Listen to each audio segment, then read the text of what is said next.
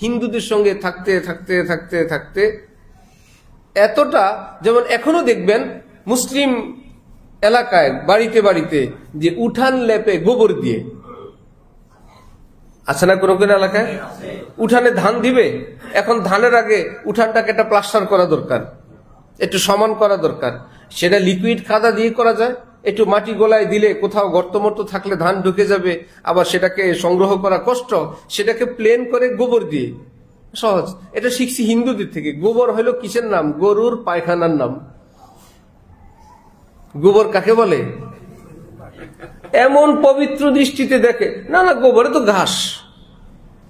গোবর কিসের থেকে হয়েছে? একদম ঘাস। তো ঘাস খাইলে যদি এরকম হয় যে ঘাস, তো মানুষ তো বিরিয়ানি খাইছে। ভাই ঘাস যদি এত পবিত্র হয়, যে ঘাস, এ তো ঘাস ভালো জিনিস খাইছে, খারাপ না। তো মানুষ কি খায়? বিরিয়ানি খায়, কাবাব খায়, ইফতারি খায়, সেহরি খায়। এদিক থেকে ইম্পোর্ট, ওদিক থেকে এক্সপোর্ট। তো এক্সপোর্টের সময় যেটা যায় সেটা সেহরি ইফতারি তো যায়। তার খালো ভালো, একদম বুট পুরি, আলু চপ, তরমুজ, পেঁপে, বাঙ্গি, ভালো ভালো। ধরবে এটা? এটা নাপাক কি না? তো মানুষ এত ভালো খায়, এটাও নাপাক। গরু ঘাস খায়, গরুটা কি পাক না নাপাক? যেই বরকতের নিয়তে ধরে, হাতায় হাত দেয়, এটাকে লেপে টেপে, মনে হয় যেন পবিত্র জিনিস। ওটা হিন্দুদের কালচার, হিন্দুরা এটাকে পবিত্র মনে করে। এখনো রয়েছে না সেটা? অনেক জায়গায় রয়ে গেছে, অথচ সম্পূর্ণ মাকরু এবং নিষেধ। নাপাক জিনিস কেন আসবে? একদম শুরুর সময় কাউকে বাকি দেয় না। ভাই এখনো নগদ বেচা কি নয়, ভাই কি জানি বলে বনি করে। হ্যাঁ, এটা হিন্দুদের কালচার। বনি টনি কি আবার সাহিদ করে করেন, যা করেন, এটা হিন্দুদের কালচার। এরকম অনেক কিছু। তো মুসলমানরা এখনো, আরো পূর্বপুরুষরা এরকম নাকি ধুতি পরতো। মুসলমানরা লুঙ্গি টুঙ্গির রেওয়াজ ছিল না, মুসলমান ধুতি পরে ঘুরতেছে, মসজিদে গেছে ধুতি পরে, খুব আরামসে চলতেছে, ঘুরতেছে। তো এইরকম নামের সঙ্গে ছিল কি? শ্রী। বুজুর্গানের দিন দেখলেন, আহারে যখন মুসলমান হইল শ্রী যায় নাই। যেমন এখনো গোবর যায় নাই, তখনও শ্রী যায় নাই। ঠিক আমাদের দেশের মহিলাদের শাড়ি পরার অধিকাংশ ডিজাইন হিন্দুদের। কাপড় পরে যারা, এই কাপড় পরাটা এবং কাপড় পরার ডিজাইনটা কাদের? হিন্দুদের। পদ্মানিশী মহিলা পেট খোলা, কি ব্যাপার? কাপড় তো এভাবেই পরে। পেট কি পর্দা নাই? পেট তো ঢেকে রাখার অংশ। যে মানুষটা সারাদিন পর্দা করে, যেই দিন কাপড় পরবে সেদিন তার পেট খোলা, পিঠ খোলা। কেন? কাপড় এইভাবেই পরতে হয়। এই ভাবটা আসছে হিন্দুদের থেকে। অথচ মুসলিম মা বোনের তো হাত পা, পেট, পিঠ এটা ঢেকে থাকবে, যে কোনো পোশাক দিয়ে হোক। তো মা বোনদের মধ্যে কাপড় পরার যে ডিজাইন, সেটা এখনো রয়ে গেছে কাদেরটা? হিন্দুদেরটা। তো বোঝা গেল সব এখনো যায় নাই। ঠিক রবিউল আউয়াল আসলে কোন উৎসব পালন করা ইত্যাদি করা, এটা আসছে খ্রিস্টানদের থেকে। খ্রিস্টানরা যিশু খ্রিস্টের নামে জন্মদিন পালন করে। এক মুসলিম বাদশা আসছিল, ভাবলো কিছু তো করি না ইসলামের জন্য, কিছু তো করা উচিত। যারা সঠিক কাম করে না, কিছু এমন কিছু করতে চায় যাতে ভাইরাল হয়, ইসলামের জন্য আমি এসা তেসা করছি। মহিলাদের কি ঈদের নামাজ আছে? যেভাবে বলেন বুঝাই যায় আপনাদের এলমের পাওয়ার কতটুকুন আছে। জানাজার নামাজের মতো সামনে তাকায় থাকে, একজন হাত উঠাইলে সবাই উঠাই ফেলবে। ঈদ না জানাজা বলে যায়। মহিলাদের ঈদের নামাজ আছে? নাই, নামাজই নাই। এই বেচারি ঘরে থাকবে, ঘর গুছাবে, আমাদেরকে সেবা যত্ন করবে, আল্লাহর পক্ষ থেকে কোনো টেনশন নাই। পুরুষরা কষ্ট করে নামাজি গিয়ে যা পাবে, আল্লাহ বলেন সেটা কবুল হইলেই না পাবে, কবুল না হইলে তো সবই বাদ। কবুল হওয়া ঈদের নামাজের সওয়াব মা বোনদের আমল নামায় আল্লাহ নিজেই পাঠিয়ে দিবেন। ঘরে বসে ঈদের সওয়াব হয়ে গেল। এখন কি করবে সরকার? কি করলো? মহিলাদের জন্য একটা ঈদের নামাজ, একটা জামাত, খুব সুন্দর, খুব নাম করছে। যেটা নাই এটা তাদের জন্য একটা ব্যবস্থা করে দিল, যেখানে মহিলাদের তারাবির জামাতের ব্যবস্থা আছে। ছুটি হওয়ার পর দেখছেন কি পরিমাণ মুসল্লি সেখানে, জায়গায় ধরে না। যে কোনো জায়গায় মহিলাদের জন্য তারাবির ব্যবস্থা করে দিবেন। উদ্দেশ্য হইল ঘর থেকে বের হওয়ার একটা ব্যবস্থা তো পাওয়া গেছে। এবার যাই হোক, মাজার হোক, দরবার হোক, তারাবি হোক, ঈদ হোক, ঘর থেকে বের হওয়ার একটা উসিলা পাইলেই হয়েছে। আছে মনের চাহিদা, আছে সরল মনা কিছু আবেগ, কারো আছে দ্বীনি ফিকির, আর পিছনে আছে ইবলিস। সামনে হইলো দিন, তারাবি, ইসলাম, ঈদ, আর ভিতরে আছে কারা? ইবলিস, যে হ্যাঁ হ্যাঁ যাওয়া উচিত। এরকম খ্রিস্টান বাদশাহ তাদের জন্য করত, তখন মুসলমানরা চিন্তা করলো, খ্রিস্টানরা করতো, তো মুসলিম বাদশাহ চিন্তা করলো আমরা তো আমাদের নবীর নামে কিছু একটা করা দরকার। ইসলামের বিধান কি যে কাফেররা যেটা পারবে আমরা আমাদের ইসলামে সেটা পারবো। তারা যদি তাদের মন্দির সাজায় আমরা আমাদের মসজিদ সাজাবো, তারা যদি তাদের গির্জা সাজায় আমরা আমাদের মসজিদ সাজাবো, তারা ঠাকুরকে যদি পূজা করে আমরা আমাদের হুজুরকে পূজা করব। ইসলামের বিধান কি সব অন্য ধর্মের উপরে, না কোরআন হাদিস? তোমরা করো তোমাদের, আমরা করব আমাদের। এরকম তো হাজারো জিনিস তারা করে। তারা কিছু একটা করবে ভুল, আমরা করব সঠিক, না এরকম না। আমরা কতটুকুন করব এটা আছে কোরআনে, এটা আছে কোথায়? হাদিসে। যাই হোক, আলেম ওলামারা তখন বললেন যে ভাই স্ত্রী দেওয়া যাবে না। কি করব তাহলে? এই যে কি করব এই প্রশ্নটা আসছে, যেহেতু স্ত্রী দিয়ে অভ্যাস। এখন খালি স্ত্রী ব্যতীত মুসলমানের কাছে আব্দুর রহমান বলতে আনিজি আনিজি লাগে। হুজুর স্ত্রী আব্দুর রহমান ছিল, স্ত্রী নাই, তো কি দিব?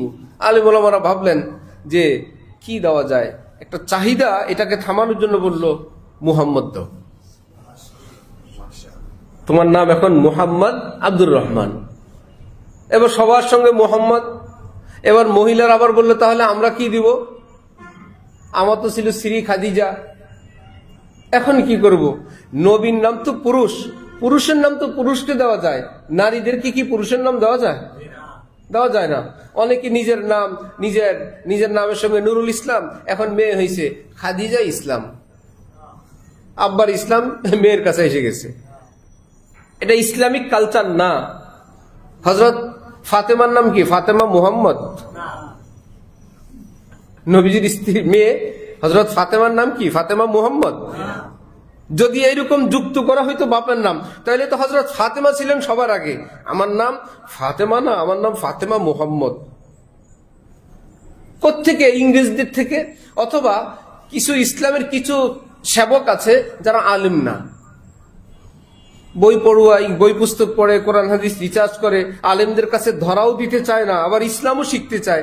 একটু এদিক সেদিক থেকে বিভিন্ন দিক থেকে কালেকশন করে এখন সব, এখানে মেয়ের নাম ছিল খাদিজা, বাবার নাম নুরুল ইসলাম, এখন বলে না বাবার নামটাও যুক্ত করে খাদিজা ইসলাম যুক্ত করে। এখন মেয়েরা বলে মুহাম্মদ তো পুরুষরা দিল, আমরা কি করব? তাদের স্ত্রী বাদ গিয়ে মুহাম্মদ হইল, আমরা কি করব? তখনকার আলেমরা বুদ্ধি করলো মুহাম্মদের কাছাকাছি কি দেওয়া যায়, দিয়েছেন মুসাম্মদ। মুহাম্মদ তো নবীর নাম, মুসাম্মদ কার নাম? হ্যাঁ, আরবিতে এর অর্থ আছে। আলেমরা যখন দিয়েছেন বুদ্ধি করে, মুসাম্মদ শব্দের অর্থ হলো নামকরণ করা হলো। মুসাম্মদ শব্দের অর্থ নাম রাখা হলো কি? খাদিজা। মুসাম্মদ খাদিজা অর্থ নাম রাখা হয়েছে খাদিজা। মুসাম্মদ আয়েশা নাম রাখা হয়েছে কি? আয়েশা। এরা খুশি, তোমাকে মুহাম্মদ, আমাকে মুসাম্মদ। এগুলো হলো পাগলের ওষুধ। কিসের ওষুধ? পাগলের ওষুধ। এখন সবার নামে শুরুতে একটা মুসাম্মদ, আস্তে এটা উঠে গেছে, কমে গেছে। এক হোমিও ডাক্তারের দোকানে আমি যাই তো বসি, সিরিয়ালে দেখি যে যেই রুগী তাকে থেকে নামায়, অনেক খুঁজে মুজে ওষুধ দেয়, কিন্তু ওনার সামনে একটা আছে, এটা সবাই দেয়। আমি বললাম ডাক্তার সাহেব এটা কি? সবাই দেন এটা। বলল ভাই অরিজিনাল ওষুধ যেটা রুগীকে দিলে রুগী এসে বলে না অরিজিনালটা দেয় না, জিব্বা লাগে না, জ্বলে না, ঝাঁজ হয় না, শেষে একটা পেরেশানি হয়। এটা ওষুধ বড়ি কিচ্ছু না, এটা হলো একটা ঝাঁজ। ওষুধ তো যা দেওয়ার দিছি, এইটা দিলে জিব্বা লাগার সাথে সাথেই যখন সেন করে উঠে জলে, একদম আমেরিকারটা দিছি, বিটি অরিজিনাল জার্মানি। বলে এটা সেন করার ঔষধ, এটা আসলে মানসিক টেনশন দূর করার ঔষধ। এটা ঔষধ তো যেটা তাকে থেকে নামায় দেই, দেখেন এটা সবাই দেই, এটা হলো পাগলের ওষুধ। যেরকম মানসিক ভাবে শান্ত করার জন্য, তো মহিলাদেরকে শান্ত করার জন্য মুহাম্মদের বদলা কি দিয়ে দিছে? মুসাম্মদ। এটা কোন নবীর নামও না, রসুলের নামও না, কোন নারীর নামও না। আর অর্থ হইলো কি? নাম রাখা হইলো আয়েশা, নাম রাখা হইলো খাদিজা। বেচারীরা খুশি, আলহামদুলিল্লাহ। আমাদের সঙ্গে এক উচ্চপদস্থ সরকারি কর্মকর্তা, একদম সরকারের সর্বোচ্চ মহলের আত্মীয় স্বজন একজন আমাদের সঙ্গে সফরে গেলেন। তো সফরে কেবল আনকমন কিছু একটা পাইলেই বলে, হুজুর এটা নেন, এটা পাগলের ওষুধ। আর সেও চাকরি করে ওষুধ কোম্পানিতে। সেই চরকুকরি মুকরি ভোলা থেকে অনেক দূর একটা দ্বীপ, আমরা সেখানে গেলাম, উনিও গেলেন। গাছগাছালি ঝুলে আছে, কি জানি ফল, কেউ চিনে না, দেখে নেই। হুজুর এটা নেন, এটা নেই, এটা একটা পাগলের ওষুধ। তা আমি এক পর্যায়ে হঠাৎ অনুমান করে বললাম, বাসায় কি আপনাকে পাগল বলে ডাকে? এবার হাসা আরম্ভ। হুজুর আমার তো বাসায় পাগলে ডাকে। আর বলে কি, তুমি এত ওষুধ বানাও কোম্পানিতে, পাগলের ওষুধ বানাইতে পারো না? তোমারে খাওয়াবো, তোমারে সুস্থ করব। তো তাদের ঘরে একটা প্রসিদ্ধি আছে, আনকমন কিছু পাইলেই বলে এটা কিসের ওষুধ? পাগলের ওষুধ। আর একে অপরে হাসাহাসি করে। আর স্ত্রী চায় এটা তার স্বামীরে খাওয়াইতে, যে তোমার মাথা ঠিক করার জন্য এটাই ওষুধ, এটা পাগলের ওষুধ। সে পাগল থামানোর জন্য কি হইল? মুসাম্মাদ। কোনো গুনাহ নাই, অসুবিধা নাই, জায়েজ আছে। যদি কেউ রেখে দেয় আগে, অর্থ তো কোনো খারাপ না। মুসাম্মাদ, নাম রাখা হইলো আয়েশা, নাম রাখা হইলো খাদিজা, এবং একটু খুশি এরা মুহাম্মদ, আমরা কি মুসাম্মাদ। আল্লাহু আকবার। তা আমরা যারা মুহাম্মদ নাম রাখি, বাচ্চাদের নাম রাখি না, এটাকে আমরা ফ্রি মনে করব না। নাম তো আব্দুর রহমান, মুহাম্মদ ফ্রি, এটা কোনো নাম না, এটা হলো অতিরিক্ত একটা অংশ। অ্যাডভোকেট আব্দুর রহমান, অ্যাডভোকেট তার নাম না, হাজারো অ্যাডভোকেট আছে, পরেরটা হইল তার নাম। এই জন্য মুহাম্মদ তো সবার নামে শুরুতে আছে, এটা কোনো নাম না। এইরকম যদি হয় তাহলে কিয়ামতে মুহাম্মদ নামের ফজিলত সে পাবে না। আর যদি বলি আব্দুর রহমান নাম, মুহাম্মাদও নাম, তার নাম মুহাম্মদ আব্দুর রহমান, মুহাম্মদ অতিরিক্ত অংশ না, এটা নামের অংশ। আমি কি বুঝাইতে পারছি কথাটা? মুহাম্মদটা কি অতিরিক্ত নিয়ত করব না নামের অংশ নিয়ত করব? নামের অংশ নিয়ত করব, যে আমার বাচ্চাদের নাম যদি কেউ রাখেন, আর না রাখা তো জরুরি না, আমি আগেই বলছি, এটা কোনো না কোনো ভাবে আমাদের এলাকায় যুক্ত হইলো। তা আমরা যদি রাখি, তো বাচ্চার নামের সঙ্গে যে আমরা মুহাম্মদ বলি, এটা কি অতিরিক্ত নিয়ত করব না অংশ নিয়ত করব? তাহলে আমার বাচ্চার নামও কি মুহাম্মদ, নামের একটা অংশ কি আছে? মুহাম্মদ আছে।